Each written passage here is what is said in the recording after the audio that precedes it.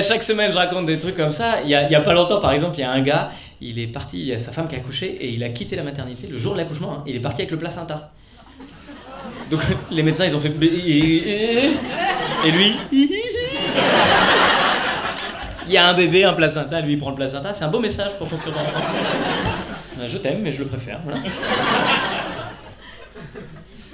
Tout le monde est dégoûté par ça, mais en même temps je me dis, ça se trouve, il s'est juste trompé. Hein. Mais tu sais, des fois, les bébés à la naissance, ils sont pas... Donc ça va très vite, tu le prends, tu dis, bon, c'est vrai qu'il ressemble un peu plus à sa mère. Bon. Je l'aimerais quand même. Et chaque semaine, il se passe des trucs comme ça dans le monde. Et cette semaine, je sais pas, s'il y a des gens qui ont vu ma vidéo de la semaine dernière, vous vous souvenez? Quand j'ai dit que mon fils, il faisait ses nuits.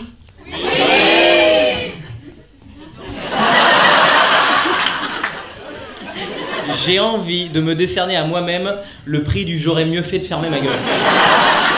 Je te jure, je le sais. Je le sais. Quand il y a quelque chose dans ma vie qui va bien, si je le dis, 2 jours après c'est la merde, je le sais. Là, le soir même, il dormait pas, l'enculé. Mon bébé d'amour. Le soir même, je me suis dit, il a dû mater la vidéo. Il s'est dit, Léon, il serait pas en train de prendre la confiance, le daron. On va remédier à ça immédiatement.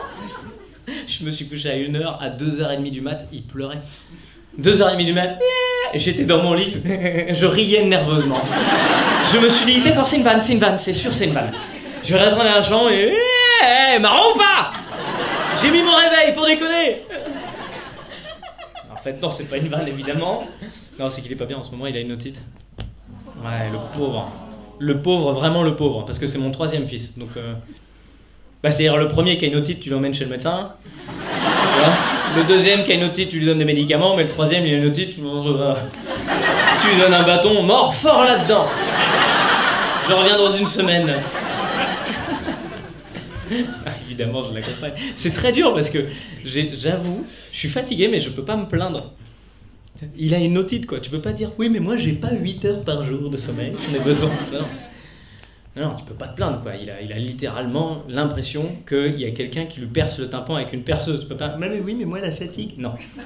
Comme ça, aller voir un mec en fauteuil pour dire, putain, j'ai des courbatures en ce moment. Oh, tu te rends pas compte la chance que t'as, toi, de pas sentir tes membres. Non. T'as le droit de dire que tu vas pas bien, mais quand tu vas pas bien, assure-toi que le mec d'en face, si tu te plains, qu'il aille mieux que toi, tu vois. Parce que sinon tu vas te retrouver avec des « Ah là là, il pleut en ce moment, hein !» Ouais, bah devant chez moi c'est chiant parce que les feuilles elles glissent et tout. Et toi ça va dans l'Hérault? Et l'autre en face.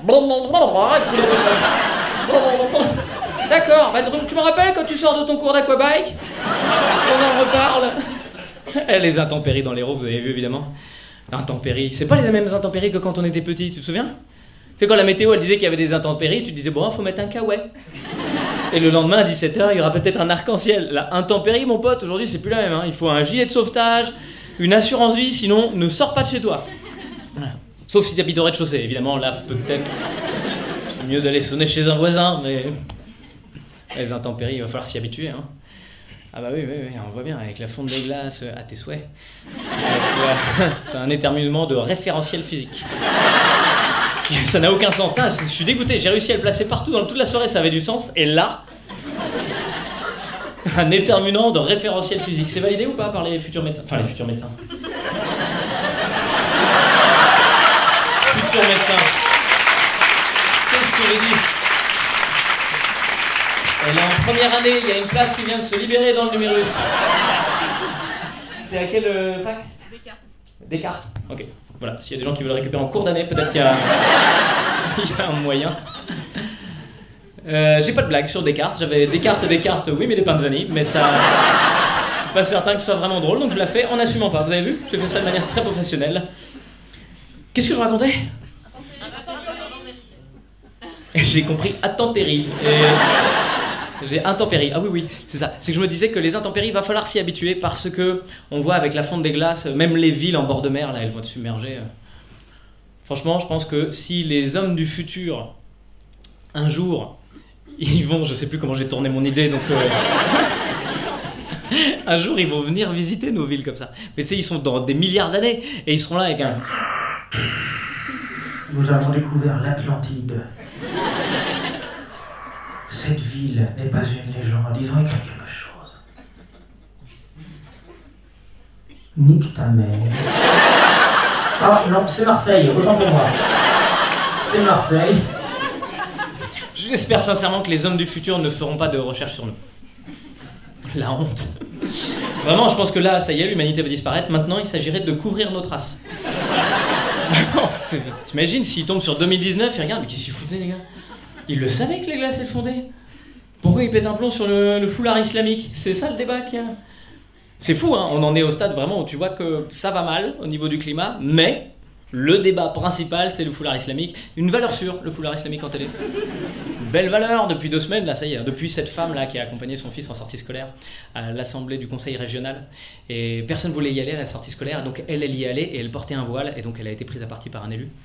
Un élu Rassemblement National, quelle surprise!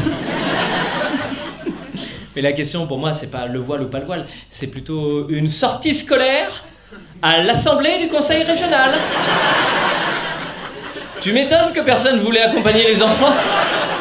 Moi je les vois, les sorties scolaires de mon fils, il est en CE2, c'est bowling, ferme pédagogique, on dirait une colonie de vacances pour adultes. J'ai jamais entendu un papa dire « On ne va pas à l'assemblée du conseil régional cette année ?» Quel dommage! Donc évidemment, comme c'est les voiles islamiques, c'est parti en fusée. Hein. À la télé, ils en ont parlé pendant 15 jours, là c'est un truc de dingue. Il y a eu 286 invités dans 86 émissions. 85, je sais plus. T'imagines? Et dedans, tous ces invités-là, il n'y avait pas une seule femme voilée. C'est bien, c'est un bon débat. On dirait un débat des gilets jaunes où t'invites qu'un seul gars, c'est Bernard Arnault. Pardon, je vais la refaire. Ouais, c'est dommage parce que la vanne, elle est marrante, mais là d'un coup... C'est Bertrand Arnault, d'accord. Ça dépend du référentiel physique, mais normalement ça marche. Ça doit être un monde parallèle. On dirait un débat sur les gilets jaunes, mais il n'y a qu'un seul invité, c'est Bernard Arnault. Bernard Arnault qui vient nous donner ses astuces pour les gens qui ont du mal à finir leur fin de mois. C'était magnifique. Enfin, non, je dis 0 invité avec le voile islamique, c'est faux, parce que la semaine dernière, sur CNews, ils ont invité une femme qui avait un voile. Ouais. Dans un talk show, c'était passionnant.